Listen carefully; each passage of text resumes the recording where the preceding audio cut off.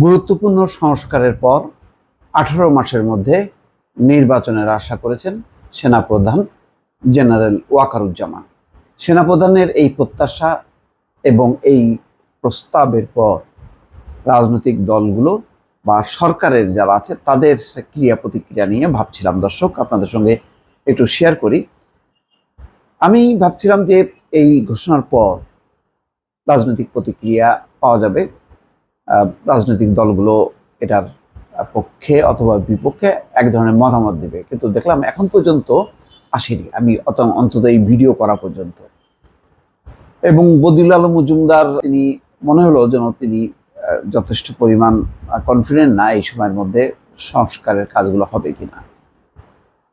যারা অন্তর্বর্তী সরকারে কাজ শুরু করেছেন তারাও যেই বক্তব্যগুলো দিচ্ছে তাতে মনে হয় যে বেশ তারা সময় নিয়ে ভালোভাবে করতে চায়। তার মানে সময় দরকার। এখন সেই সময়টা অনন্তকাল, কত দিন, এই প্রশ্নটা কিন্তু মির্জা ফখরুল ইসলাম আলমগীর তুলেছেন। জেনারেল ওয়াকারুজ্জামান 18 মাস সময় সীমা দেওয়ার পর বিএনপির পক্ষ থেকে দুই রকম প্রতিক্রিয়া হতে পারে। আমি যেটা অনুমান করি, এক পক্ষ খুশি হতে পারেন যে সময়সীমা পাওয়া গেল 1.5 বছর। অন্য পক্ষ মনে করতে পারে যে না, ক্ষমতা তো একেবারে হাতের নাগালে, নির্বাচন হলেই যেখানে আমরা ক্ষমতায় আসবো, এবং যেহেতু দলের মহাসচিব বলছেন যে গুরুত্বপূর্ণ সংস্কার হবে সংসদে, নির্বাচিত প্রতিনিধিরা করবেন, তাহলে কেন 1.5 মাস বা 1.5 বছর অপেক্ষা করতে হবে। এটা নিয়ে কিন্তু একটা প্রতিক্রিয়া হবে বিএনপির মধ্যেই। দুই রকমের প্রতিক্রিয়া হবে।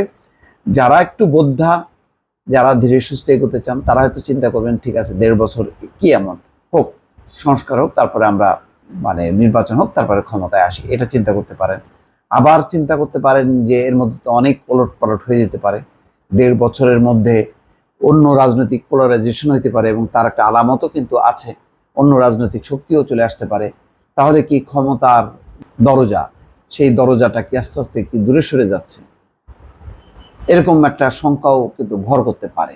অনেক রকম ক্রিয়া প্রতিক্রিয়া হবে নিঃসন্দেহে। বলা যায় যে 1.5 বছর সময়সীমা, যেটা জেনারেল ওয়াকারুজ্জামান বলেছেন, এটি কি জেনারেল ওয়াকারুজ্জামান তার নিজের কথা, তিনি কি নিজের থেকেই অনুমান করছেন, নাকি অন্তর্বর্তী সরকারের সঙ্গে তার যে ঘনিষ্ঠতা, এবং তিনি বলেছেন যে সপ্তাহে 1 বা 2 বার করে ডক্টর ইউনূসের সঙ্গে তিনি কথা বলেন এবং সরকার নানান বিষয়গুলো নিয়ে তাকে বলতে হয়।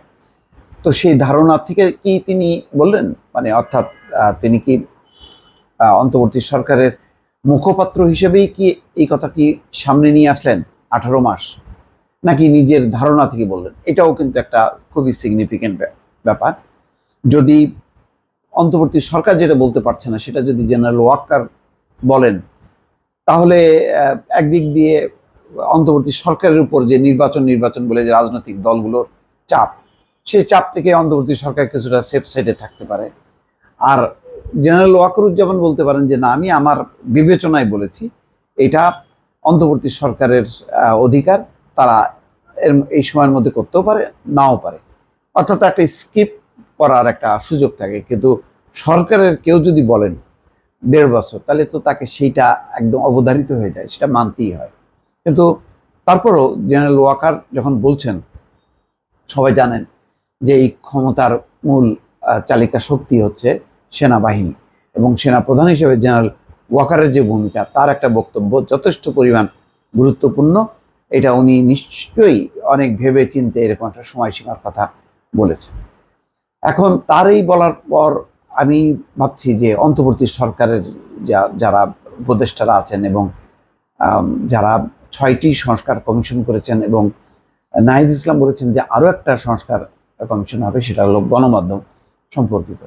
তো এই 6টা কমিশন, তারা রিপোর্ট 3 মাসের মধ্যে রিপোর্ট দেবেন। সেই রিপোর্ট পর্যালোচনা হবে, আলাপ আলোচনা হবে, নানাজন নানা মত দিয়ে আবার সেটা পর্যালোচনা হবে। সেটা করতে করতে আসলে কত সময় লাগবে, বা এর মধ্যে আরও কোনো তাগিদ আসবে কিনা যে আরও বিভিন্ন বিষয়ের সংস্কার। আর মার্কিন যুক্তরাষ্ট্র, জাতিসংঘ, ইউরোপীয় ইউনিয়ন, তারা অলরেডি এই সংস্কারের কর্মসূচিতে ব্যাপক তারা উৎসাহ বোধ করছেন, এবং তারা বলছেন যে তারা এই সংস্কারে অংশ নিতে চান। তো তারা অংশ নেওয়া মানে হচ্ছে তাদেরও যে নানা প্রস্তাবগুলো সেগুলো বিবেচনা করা, তারাও আলাপ আলোচনার মধ্যে আসতে চায়। তো আন্তর্জাতিক গুরুত্বপূর্ণ দেশ এবং সংস্থাগুলো ইনভলভ যদি হয়, তাহলে তো এই সংস্কারের বিষয়গুলো বেশ দীর্ঘস্থায়ী হবে। ফলে নির্বাচনটা কি ঠিক বলা যাবে যে 1.5 বছরের মধ্যেই হবে? এমনটা তো নাও হতে পারে। তখন কি হবে? সব মিলিয়ে একটা রাজনীতির মধ্যে একটা বেশ চাঞ্চল্য এবং আলোচনা হয়। আর যদি একেবারেই নির্ধারিত হয়ে যায় যে না 1.5 বছরের মধ্যে কাজ শেষ করতে হবে, তাহলে দেখা যাবে যে অন্তর্বর্তী সরকারের উপদেষ্টারা যে উৎসাহ উদ্দীপনা নিয়ে তারা কাজ শুরু করেছিলেন, সেইগুলোতে তারা আর যাবেন না, তারাও আবার হতোদ্যম হবে। আর যদি হতোদ্যম হয়, তাহলে এখন যা পরিস্থিতি, তাতে কিন্তু আইন শৃঙ্খলা সহ সার্বিক পরিস্থিতির আবার অবনতি ঘটবে। ফলে এমন একটা সময় বলটা ছাড়লেন ওয়াকারুজ্জামান রাজনৈতিক অঙ্গনে।